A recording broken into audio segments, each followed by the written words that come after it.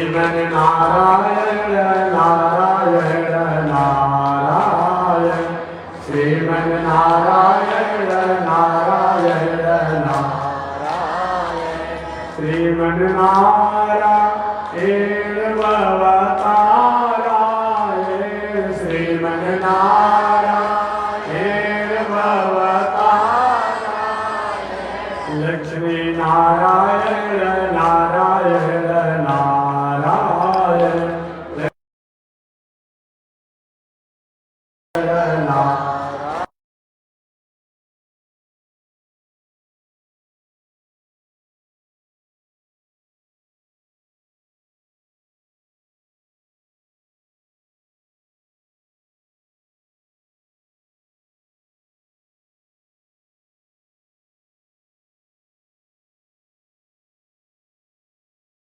कृपया वेदांत द्वयपारगं रामकृष्णांग सर्वत्र विश्वक्सेन मुनिं भजे कासायं यज्ञसूत्रं शुचिवपुषितथा चोर्धपुण्ड्रं च भारे यस्यास्ते दक्षहस्ते कलिकुमतिगिरे तेन्द्रवज्रं त्रिदण्डं संसाराग्निं विशान्ते वृत्तजलममलं दारुपात्रं पवित्रं श्रीविश्वक्सेन शोभे पदकमलयुगं श्रेयसे संश्रयामि।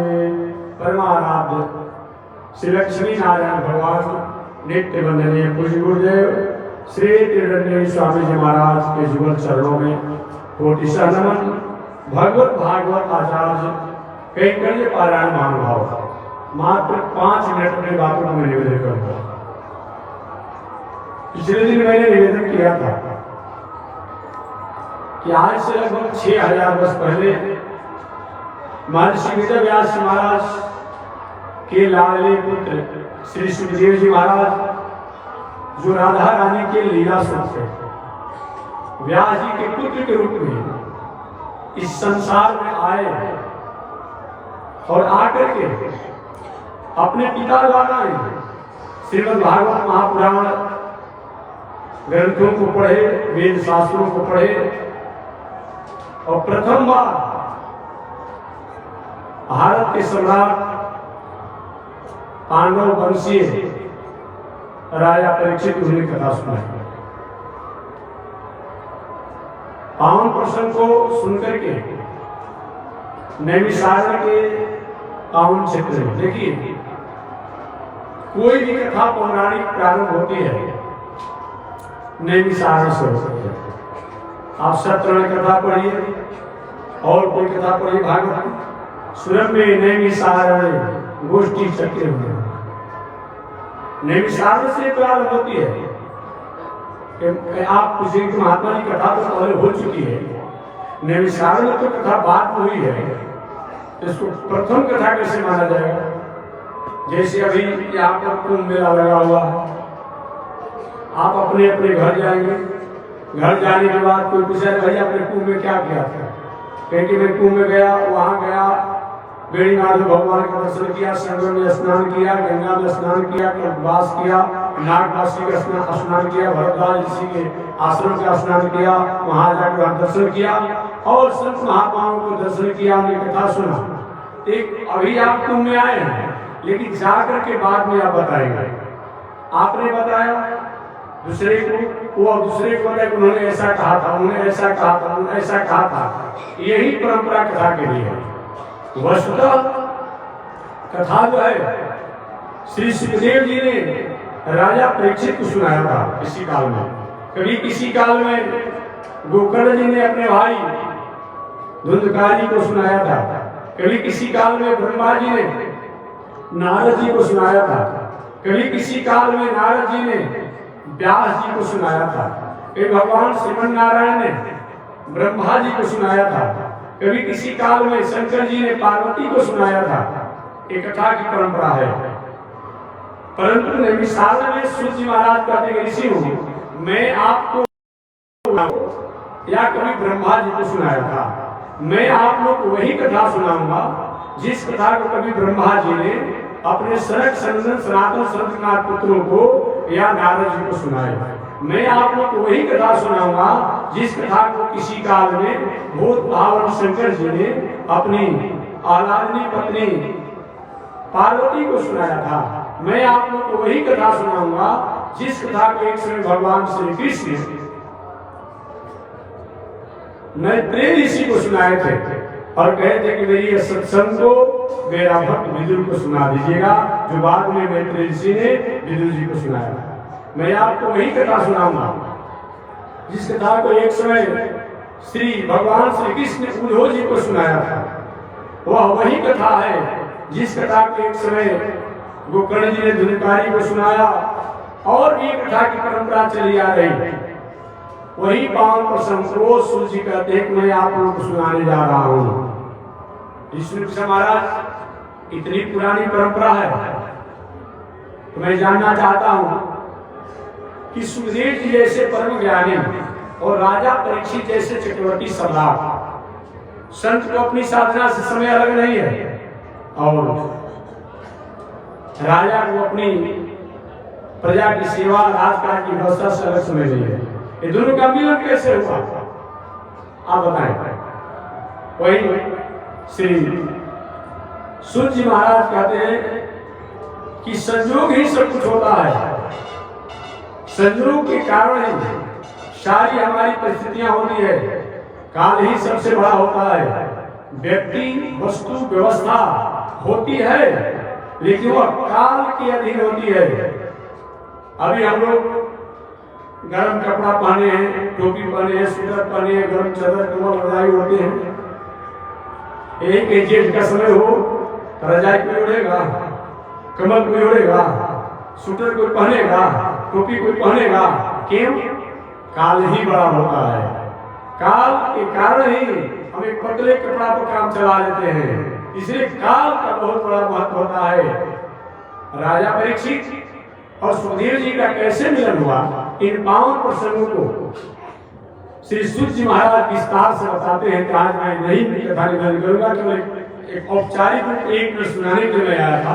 कल मैं निवेदन करूंगा, अगर समय मिलेगा तो कल से कोई संत महात्मा विद्वान आ रहे हैं, एक 5 मिनट 10 मिनट में 2-4 शब्द जरूर बोलूंगा, चाहे 7:15 हो जाए, 7 हो जाए, 6:30 हो जाए, 2-4 मिनट निवेदन में करूंगा। बस अल्प समय में राजा परीक्षित के बारे में परिचय देकर के मैं बस कथा को विश्राम देना। सूर्य जी ने राजा परीक्षित का परिचय दिया। राजा परीक्षित है कौन आप जानते होंगे। एक बहुत बड़े यशस्वी राजा थे जिनका नाम था शंतनु महाराज। शंतनु महाराज बहुत बड़े यशस्वी राजा थे। उन्होंने अपने मर्यादा के कारण देवलोक में रहने वाली जो गंगा है देवी रूप में, उनसे विवाह हुआ। सशर्त शर्त यही रहा गंगा जी के साथ जब विवाह हुआ तो कि गंगा जी ने कहा कि मेरे और आपकी मर्यादा से जो संतान होगा, इस संतान को एक स्वरूप में जल रूप में परिणित हो और एक स्वरूप में आकार के रूप में हो, तो हमारे जल में प्रवाहित करना होगा। एक व्यक्ति ने पूछा, महाराज जल भला कोई देवी हो सकती है क्या? पत्थर कोई देवता हो सकता है क्या? अरे भाई, आपका बेटा, आपका बाबा, आपके चाचा, आपके भाई आकार वाले हैं, उन्हीं का आधार कार्ड पर फोटो लगाया जा सकता है या लगाया जाता है, तो फोटो वाले हो सकते हैं। फोटो वाले हो सकते हैं, मोबाइल पर अलग आ जाता है, कंप्यूटर पर अलग आ जाता है, लैपटॉप पर अलग आ जाता है।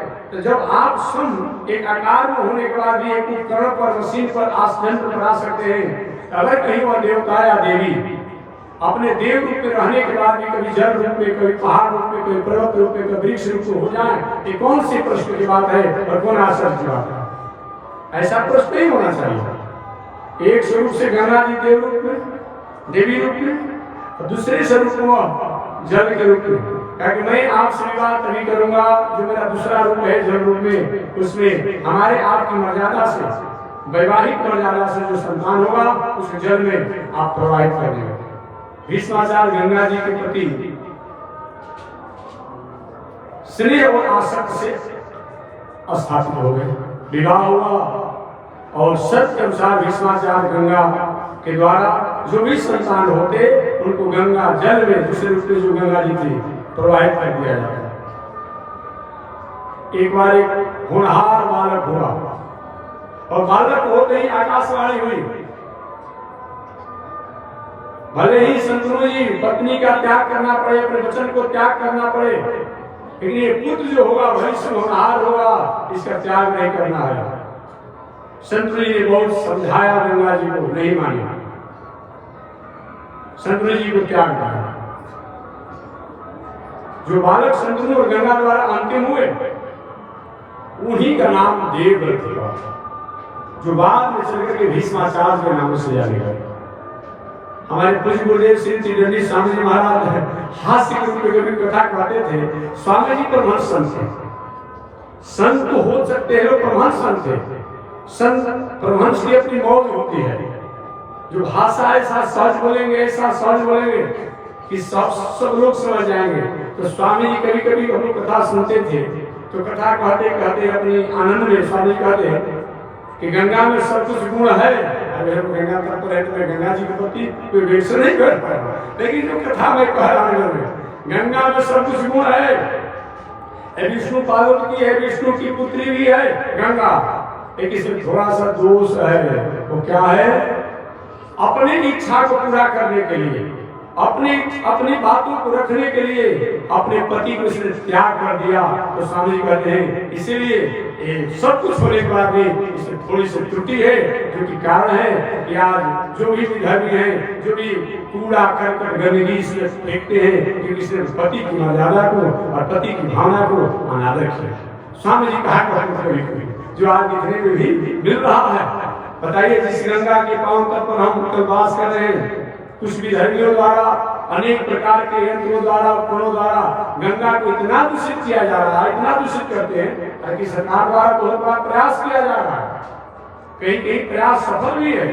लेकिन जब तक हमारी सेंटिमेंटल में बैठेगी मानव जी, मनुष्य की सेंटिमेंटल में बैठेगा, ठीक है आप नहीं मानते गंगा जी देवी है, देवता है, तीर्थ है, नहीं मानते हैं, लेकिन जिस जल के द्वारा, जिस जल से समाज का, प्राणियों का, प्रकृति का मंगल होता हो, जिसके उपकार से समाज, प्राणी, प्रकृति उपकार को प्राप्त करते हो, क्या उसका आदर नहीं दिया जाता है?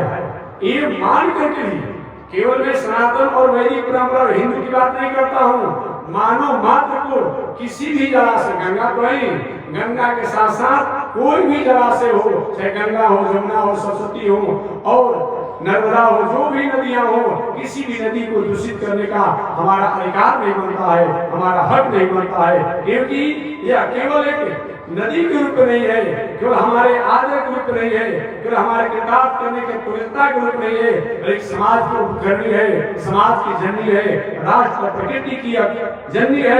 ऐसा मान करके, उपकारक मान करके भी इनके प्रति आदर और इनको स्वच्छ रखने का हमें निश्चित रूप में अपना मिशन चलाना चाहिए।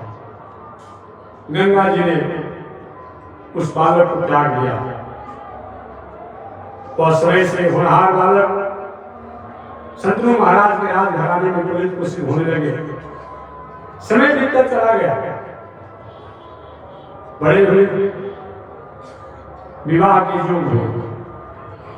चाहते थे शंतनु जी कि हम विवाह अपने बेटा के कर दे, पुत्र का कर दे।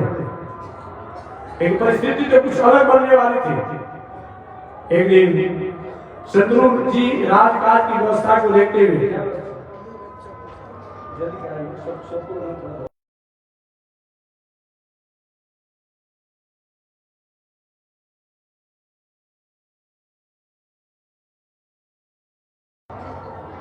अपने राज्य की व्यवस्था को देखने के लिए निकले थे।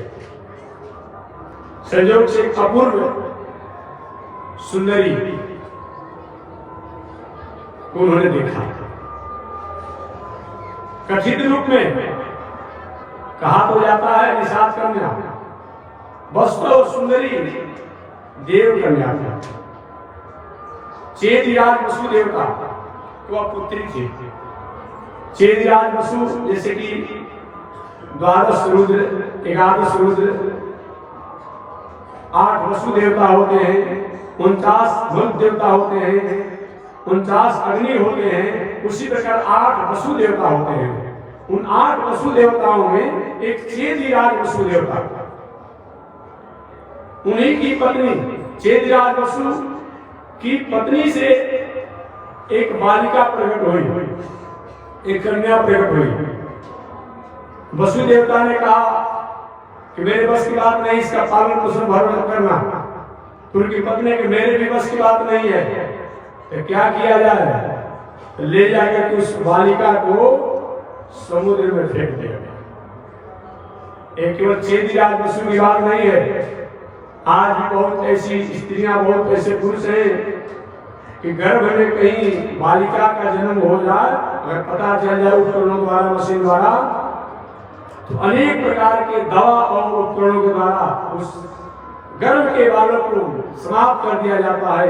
बहुत बड़ा अपराध है। एक बात मैं निवेदन करूं, एक निवेदन मैं करना चाहूंगा, ऐसा होता हो समाज में, राष्ट्र में, इस पर थोड़ा सा विचार करना चाहिए और संयम करना चाहिए, अन्यथा राष्ट्र के लिए बहुत बड़ा अहित होगा। जो भी होता है गर्भ में बालक है, जब डॉक्टरों के उपकरणों द्वारा उस गर्भ के बालक को निकाला जाता है, आपने कोई चारा मशीन देखा होगा, जो कुटी कर जिसको पुआर काटने का जो मशीन पहले होता था, उस बालक को मशीनों द्वारा, दवा के द्वारा छोटे छोटे टुकड़ा करके और गर्भ के स्राव द्वारा बाहर निकाला जाता है। कितना असह्य उसको वेदना होती होगी, आप इसको विचार कर सकते हैं। तड़पते रहता है गर्भ में बालक और उसको बाहर निकाला जाता है। ऐसा हो रहा है, ये बहुत बड़ा अच्छी बात नहीं है। राष्ट्र के लिए, समाज के लिए, संस्कृति के लिए और प्राणी मात्र की अच्छी बात नहीं है। गर्भपात करना बहुत बड़ा दोष है, याद रखिए। एक तो गर्भ का बालक जो होता है, स्त्री हो, पुरुष हो, बालक हो, बालिका हो, कन्या हो, बालक हो, जो भी हो, वह ऋषि स्वरूप होता है। दूसरा देव स्वरूप होता है, तीसरा वह जीव है और चौथा कोई खानदान वाला है। तो 4 हत्या का दोष लगता है। ब्रह्म हत्या के दोष वाला व्यक्ति कहीं निस्तरण हो सकता है, लेकिन गर्भ के बालक की हत्या करने वाला, कराने वाला व्यक्ति का बहुत बड़ा असर है। वह दोष को किसी भी द्वारा क्षमा नहीं होता है, याद रखिएगा। लिखा है अन्य पुराणों में, जो ऐसे जिसके द्वारा होता है, अगले जन्म में कहीं भी जन्म लिया, चाहे डॉक्टर साहब, स्वामी जी, असामी जी, देवी देवता सबका पूजा पाठ करो, चाहे संतान गोपाल सब कुछ कर लीजिए, लेकिन कोई भी लड़का लड़की संतान के रूप में जन्म नहीं लेगा, याद रखिएगा। कोई भी जन्म नहीं लेगा। दूसरा, वो व्यक्ति जो ऐसा करता है, अगले जन्म में गूंगा होता है, लूढ़ा होता है, अंधा होता है, बधिरा होता है, अपंग होता है, ठीक भूल द्वारा किसी को पैरालिसिस हो जाए, वो बात अलग है। लोथड़ा होता है, बोलते गैस पालक है, बस बैठे रहते वैसे रहता है। इतना बड़ा अपराध होता है। और जो स्त्रियां ऐसा काम करती है, सब कुछ करने के बाद भी उनको बंध्यापन का जोग बनता है, अतः इस पर विचार होना चाहिए और संयम होना चाहिए। इतना ही नहीं, पुनः अगले जन्म वो जन्म लेता है तो दरिद्र होता है। मैंने कितने जन्म तक उसको इस तरह का दंड का प्रायश्चित भोगना पड़ता है, दोष को भोगना पड़ता है। अतः इस पर विचार होना चाहिए, विचार करना चाहिए। चेदिराज वसु देवता ने अपने पुत्री को समुद्र में फेंक दिया। निषाद मछुआरा समुद्र में मछली मार रहा था, अपने जाल को फेंका, मछली के साथ साथ उसने एक और घटना घटा। जब समुद्र में फेंका गया, उस बालिका को सबूत एक बड़ी मछली ने अपना आहार समझ कर निकल गई। निकलना समझते हैं आप लोग। मछुआरा संयोग से उस मछली को अपने जाल में फंसाया और मछलियों के साथ, और मछली को जब अपने व्यवहार में लेना चाहा तो उसके पेट में एक बालिका जो सबूत जिंदा पाई गई। उस बालिका मछली के पेट से निकलने के कारण उस बालिका के, उस कन्या के शरीर से मछली जैसा गंध आता था, इसीलिए उसका नाम पड़ा मत्स्यगंधा। मत्स्यगंधा नाम पड़ा। निषाद के यहाँ उसका पालन पोषण हुआ इसीलिए वह निषाद कन्या के भी नाम से जानी गई। वास्तव बालिका जो है वह वसु देवता की पुत्री है। वही बालिका एक बार भगवान की प्रेरणा से, देवताओं की प्रार्थना से, ऋषियों की आज्ञा पर महर्षि पराशर जी को आज्ञा हुआ कि देवताओं की कन्या है, इस कन्या के द्वारा अपने तपस्या तेज के द्वारा, जैसे आप हम यहाँ बैठे, हमारी फोटो आपने खींच लिया, हमारी आवाज आपने खींच लिया, हमारी शक्ति को भी खींच लेते कि मशीन ऐसा निकला हुआ है, ठीक उसी अपने तेज और साधना के द्वारा महर्षि पराशर ऋषि ने उस देवताओं की पुत्री, देवताओं की कन्या जो युवा अवस्था को प्राप्त कर लिया था, उसको एक सुंदर एक संतान होनहार भविष्य का होने वाला, जो विश्व के एक उपकारक होंगे, ऐसे बालक को जन्म देने का अधिकार प्राप्त हुआ। वही बालक जो है महर्षि बाबा वेद व्यास जी के नामों से जाने जाते हैं। वही महर्षि वेद व्यास जी, वही कन्या जब मछली के पेट से निकली उसका नाम पड़ा मत्स्यगंधा। पराशर जी ने अपनी तपस्या साधना के द्वारा उस बालिका के मछली से शरीर से जो गंध आते थे, वो क्या हुआ, वो गुलाब के फूल जैसा गंधाने लगा, कमल के फूल जैसा गंधाने लगा, तो उसका दूसरा नाम पड़ गया योजन गंधा।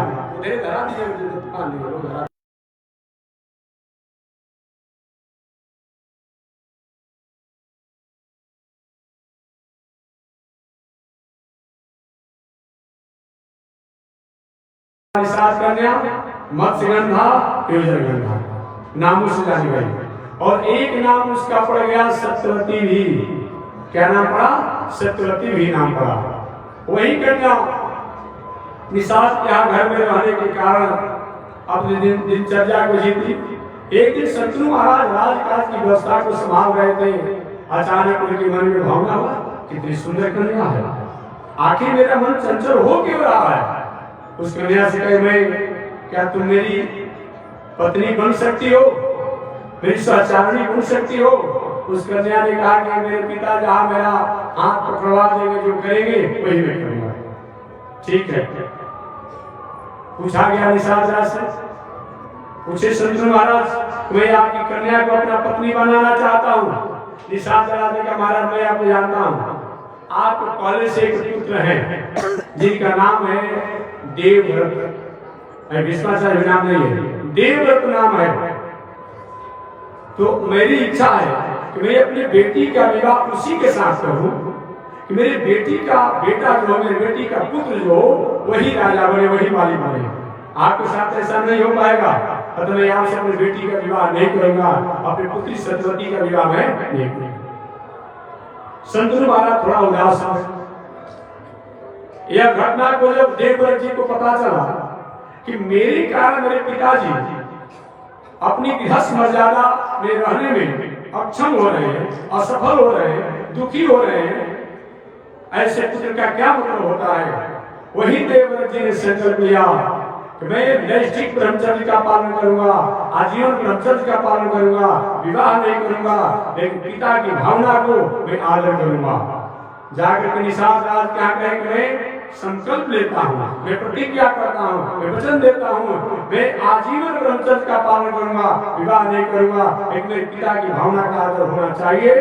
उसी सत्य अनुसार निषाद कन्या सत्यवती या देव कन्या सत्यवती जो है, उसका विवाह शंतनु महाराज के साथ दूसरी बार हुआ। उसने भीष्माचार्य ने संकल्प लिया था, प्रतिज्ञा किया था, अतः भीष्माचार्य का एक नाम हो गया, देवव्रत जी का एक नाम हो गया भीष्माचार्य। भीष्म माने कठिन होता है, कठोर जो संकल्प करने वाला, कठोर जो प्रतिज्ञा करने वाला हो, वही भीष्माचार्य है जो दुनिया में जाने जाते हैं। धन्य है भीष्माचार्य, पिता की भावना को आदर करने के लिए, जो कि अपने जीवन की एक राज की मर्यादा जो होती है, एक युवराज की मर्यादा जो होती है, एक राजा के उत्तराधिकारी और युवराज की मर्यादा होती है, उसको हमेशा हमेशा के लिए त्याग कर दिए। इतना बड़ा वह भीष्माचार्य। भीष्माचार्य के संकल्प होने के बाद देव शंतनु महाराज का विवाह हुआ, और विवाह होने से 2 संतान हुए। शंतनु जी महाराज के दो संतान हुए, एक का नाम पड़ा विचित्रवीर्य और दूसरे का नाम पड़ा चित्रांगद। क्या नाम पड़ा? एक का नाम पड़ा विचित्रवीर्य और दूसरे का नाम पड़ा चित्रांगद। उन्हें एक बार जाना, शंतनु महाराज की तरफ से 4 हो गए, सत्यवती के 4 पुत्र हो गए, महर्षि वेदव्यास जी, भीष्माचार्य जी। अरे सत्यवती के पुत्र व्यास जी हैं, भीष्माचार्य जी भी कि वो सौतेली माता हुई वे सत्यवती, सौतेली माता तो हो गई। इधर विचित्रवीर्य और चित्रांगद, ये 4 लोग तरह से भाई हो गए सौतेला लेकर के, विचित्रवीर्य, चित्रांगद, व्यास जी और भीष्माचार्य, ये 4 लोग हो गए। विचित्रवीर्य और चित्रांगद बहुत होनहार थे, अभी वे युवा अवस्था को नहीं प्राप्त किए थे, कुमारा ही अवस्था में थे। संयोग से एक दिन शंतनु महाराज काल के गाल में चले गए, अर्थात मृत्यु को प्राप्त कर गए। क्या हुआ? मृत्यु प्राप्त करे शंतनु महाराज। अब ये 4 भाई रहने लगे। व्यास जी ने कहा कि अपनी माता सत्यवती से, माता जी जब कभी तुम हमें पुकारोगी तो मैं आ जाऊंगा।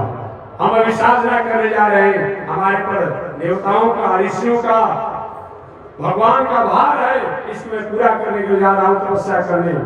तो व्यास जी, भीष्माचार्य, विचित्रवीर्य और चित्रांगद, ये 4 एक तरह से सौतेला भाई हो गए।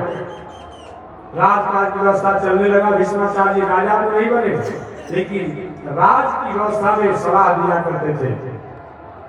एक बार काशी नरेश के यहाँ बहुत बड़ा संवर हुआ। उस संवर में काशी नरेश ने अपनी 3 पुत्रियों का विवाह का मन में व्रत ठाना और कहा कि मैं अपने बेटी का विवाह उसी के साथ करूंगा जो मेरी प्रतिज्ञा को पूरा करेगा।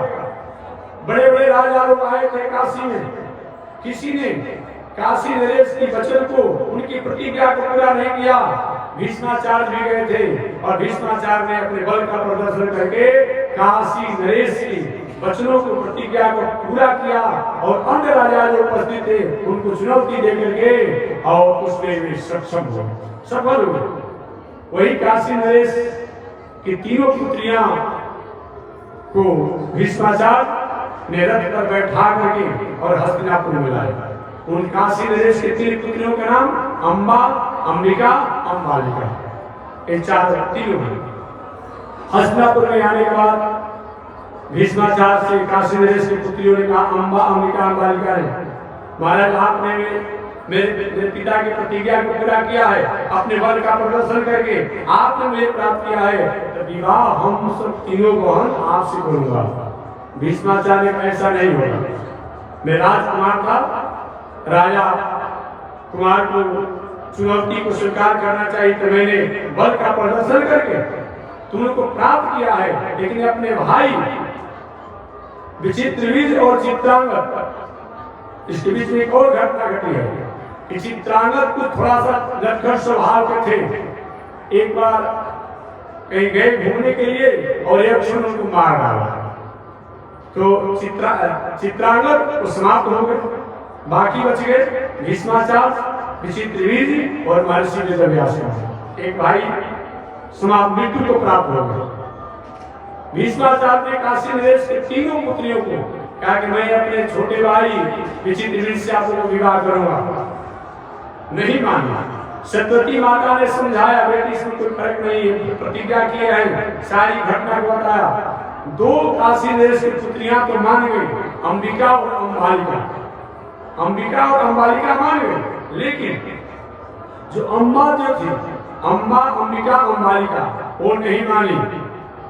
अम्बा ने कहा कि नहीं, ऐसा नहीं होगा, जिसने मेरे हाथों को पकड़ा है, विजय को प्राप्त किया है, मैं विवाह करूंगा, उसी से करूंगा, प्रथा नहीं करूंगा। अंत में नहीं मानी और नाराज होकर के वो चली गई और परशुराम जी के पास पहुंचे। परशुराम जी से अपनी प्रार्थना की कि हमारे भीष्माचार्य आपके शिष्य हैं और हमको अपने बल का प्रदर्शन करके मेरे पिता के आश्रम को प्राप्त किए हैं और अब स्वयं विवाह नहीं करना चाहते हैं, अपने भाई विचित्रवीर्य को विवाह कराना चाहते हैं, ऐसे मुझे मंजूर नहीं है। महाभारत में तो लिखा हुआ है, भागवत नहीं है, महाभारत में तो लिखा हुआ है कि परशुराम जी आए, भीष्माचार्य को समझाए। भीष्माचार्य ऐसा नहीं होगा गुरु जी, आप मेरे गुरुदेव हैं, ये मैं प्रतिज्ञा कर चुका हूँ, इसमें आप बात मत कीजिए। परशुराम जी नहीं मानोगे मैं युद्ध करूंगा। परशुराम जी का भीष्माचार्य का युद्ध भी हुआ।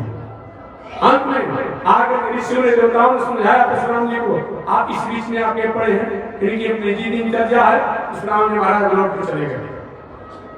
काशी नरेश की बड़ी पुत्री जिसका नाम था अम्बा, अम्बा ने परशुराम जी महाराज से प्रार्थना की, प्रभु मेरे साथ अन्याय हुआ है, इसका मैं बदला लेना चाहता हूँ, कोई उपाय बताइए। वही परशुराम ने कहा, जाओ तुम शंकर जी की आराधना कर, और शंकर जी की आराधना कर जो तुम चाहोगी वही तुम प्राप्त करोगी।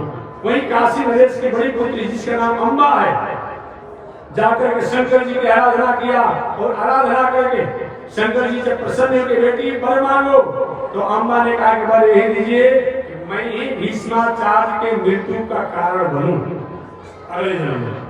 वही काशी नरेश की बड़ी पुत्री जिसका नाम अम्बा है, वो तपस्या साधना के बाद अगले जन्म में मर करके शिखंडी बनी। क्या बनी? शिखंडी बनी। जिस शिखंडी को भीष्माचार्य महाभारत संग्राम में देखे, अरे मेरे सामने नपुंसक मुंह मोड़ लिए, उसी समय पांडवों द्वारा बाणों का बौछार हुआ और भीष्माचार्य बाण सैया पर गए। कथा सब लोग जानते होंगे। और काशी नरेश के 2 पुत्रियां बची, जिसके नाम अंबिका और अंबालिका है। सतवती ने कहा, बेटी मैं कहता हूं तुम विवाह करो। सतवती की बातों को मान करके, व्यास जी की माता की बातों को मान करके दोनों ने विचित्र विधि से विवाह किया। विवाह होने के कुछ समय बीतने पर भी अंबिका और अंबालिका द्वारा कोई संतान नहीं हुआ। और एक दिन विचित्र विधि भी काल के गाल में चले गए, मृत्यु हो गया। देखिए कैसा काल उसमें होता है।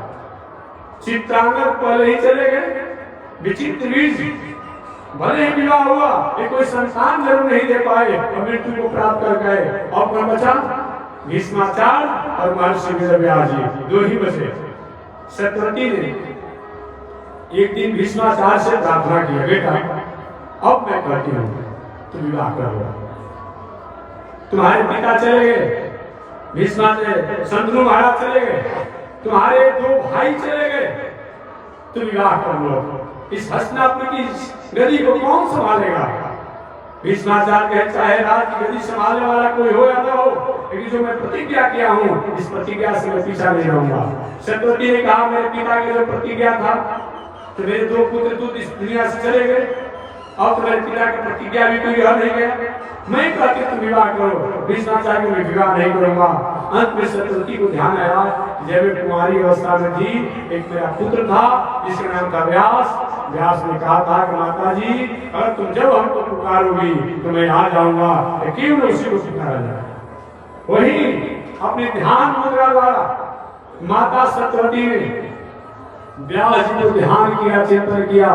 जैसे आपके पास मोबाइल है ना, मोबाइल पर आप क्या करते हैं? मिस कॉल करते हैं किसी को, सभी आदमी को, और मिस कॉल करते हैं जिसके पास करते हैं, अरे भाई किसी का नंबर आया है, और तुरंत उठा लेते हैं, हम बात करते हैं, या मिस कॉल मैसेज इसमें आ रहा है। वही हाल हुआ। व्यास जी तपस्या साधना कर रहे थे, अचानक सतवती ने ध्यान किया, व्यास जी मेरी माता जी मुझको याद कर रही है। व्यास जी अपनी तपस्या साधना छोड़ करके हस्तिनापुर में आ गया। माता जी हमको अपने याद किया? हाँ बेटा। हस्तिनापुर में अच्छा नहीं है, आशीर्वाद दो। वेदांत में तुम्हारे पास तपस्या है, साधना है, तुम चाहोगे तो बिना वैवाहिक मर्यादा के, बिना मैथुनी सृष्टि के तुम अपने तप के द्वारा संतान को जन्म का अधिकार दे सकते हो। भीष्माचार्य ठीक है, अपने बड़ी बहू जिसका नाम अंबिका है, उसको अपने भवन में कहो कि शांति से और दक्षित होकर के बैठे, मैं अपने तपस्या साधना के द्वारा कैसे किसी का ऊपर सूर्य कहाँ है और लगा रहता है सौर ऊर्जा, खींच करके बोल प्रकाश नहीं देते हैं, स्पर्श होता है। व्यवहारिक बात इसीलिए हमें बताना पड़ता है कि आज के कुछ नास्तिक जो है इस बात को प्रस्ताव लेकर के वो टीका टिप्पणी करता है। देखिए कहाँ सूर्य है, कहाँ सौर प्लेट है, और वो शक्ति खींच करके अपना प्रकाश करके हो जाता है। कहाँ सूरज है, एक शीशा होता है, कागज नहीं रखिए, कागज जला देता है।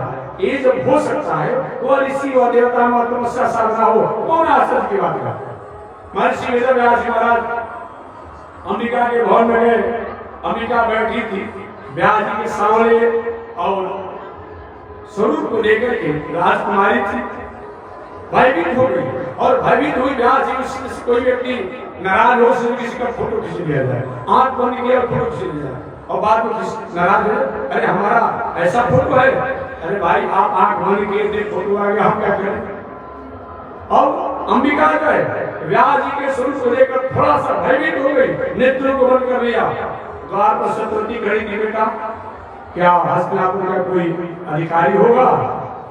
व्यास ने कहा तुम्हारे पुत्र वधु का पुत्र तो होगा, बहुत बड़ा ज्ञानी होगा, नीतिज्ञ होगा, 10,000 हाथी का बल उसमें होगा, लेकिन जन्म से जन्मांध होगा, अंधा होगा। ये बेटा राजगद्दी पर कैसे बैठेगा। बाद में चल करके वही धृतराष्ट्र कौन हुए, धृतराष्ट्र हुए। बेटा बाद में चले गए, बेटा एक बार और प्रयास करो, ठीक है जाओ दूसरी पुत्री वधु को कहो कि प्रसैया पर बैठे। व्यास जी गए अंबिका अंबालिका, अंबालिका के भवन में वही बैठी थी। व्यास जी ने नेत्र तो बंद नहीं किया लेकिन भयभीत हो गए, जिसको पीला पड़ना हम कहते हैं, कांप गए, ये कौन है। उसी से व्यास जी ने अपनी साधना के द्वारा ध्यान किया, आगे आए, बेटा क्या होगा, क्या दूसरी बहू द्वारा कोई गद्दी पर बैठने का अधिकारी होगा। माता जी दूसरा पुत्र भी होंगे, बहुत बड़ा ज्ञानी होंगे, लेकिन अल्पायु होंगे, पीलिया के रोगी होंगे, इसलिए दूसरा बालक का नाम पड़ा पांडु। बेटा एक बार और प्रयास कर, ठीक है जाओ अपने प्रथम पुत्र वधु को कहो।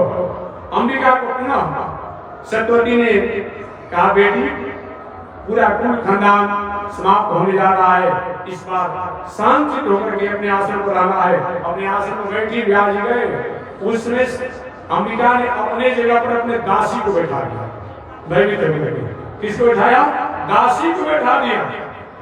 और दासी जय बेटी व्यास महाराज गए, अपना शक्ति का प्रत्यारोपण किया और जब भी आए सतवती द्वार पे, बेटा क्या कोई होगा हस्तिनापुर का सुजोग्य और बलिष्ठ और नीतिज्ञ और दीर्घायु कोई संतान। माता तुम्हारी पुत्र वधु ने दूसरी बार भी हमारे साथ धोखा किया है, अपने जगह पर अपने दासी को रख दिया है और बहुत बड़ा ज्ञानी होगा, नीतिज्ञ होगा, लेकिन राजगद्दी पर बैठने का अधिकार तुम्हारे राज में नहीं होगा। वही बात में चलकर विदुर जी हुई। इस प्रकार धृतराष्ट्र, पांडु और विदुर ये तीन लोग व्यास महाराज के पास अंबिका और अंबालिका और दासी द्वारा हुए। और आज यही पर मैं वाणी को विराम देता हूँ। आगे धृतराष्ट्र के गंधारी से विवाह हुआ, एक और विवाह हुआ था, तो गंधारी से 100 पुत्र हुए और एक और विवाह हुआ था धृतराष्ट्र के, उससे विकर्ण हुआ था, आप जानते होंगे। पांडु महाराज का प्रथम विवाह हुआ, उससे कोई संतान नहीं हुआ। दूसरा विवाह माद्री के साथ हुआ, उससे भी कोई संतान नहीं हुआ। बाद में चल करके पांडवों को कैसे कुंती और माद्री के पुत्र बने, शेष चर्चा अगले दिन। आज इसी के साथ वाणी विराम। एक बार भगवान का नाम श्रीमन नारायण लक्ष्मी नारायण, श्रीमन नारायण लक्ष्मी श्रीमन नारायण नारायण नारायण, श्रीमन नारायण नारायण नारायण, श्रीमन नारायण जगमुदारायण, श्रीमन नारायण जगमुदारायण, लक्ष्मी नारायण नारायण नारायण, लक्ष्मी नारायण नारायण नारायण। आग लगी आकाश में बरसन लगे अंगारो, आकाश में बरसन लगे। संत नहीं होते जग में तो जल मरता संसारो, संत नहीं होते जग में श्रीमन नारायण नारायण नारायण श्रीमन नारायण नारायण नारायण करनी देखी रघुना जी हमारे रे करनी देखी रघुना जी बगसर में आके रहुआ तड़का के मरनी बगसर में आके रहुआ तड़का गौतम नारी अहिल्या के तरनी गौतम नारी अहिल्या के तरनी देखी रघुनाथ जी हमारे ओरिया करनी देखी रघुनाथ जी हमारे श्रीमन नारायण नारायण नारायण श्रीमन नारायण नारायण नारायण लक्ष्मी नारायण नारायण नारायण लक्ष्मी नारायण नारायण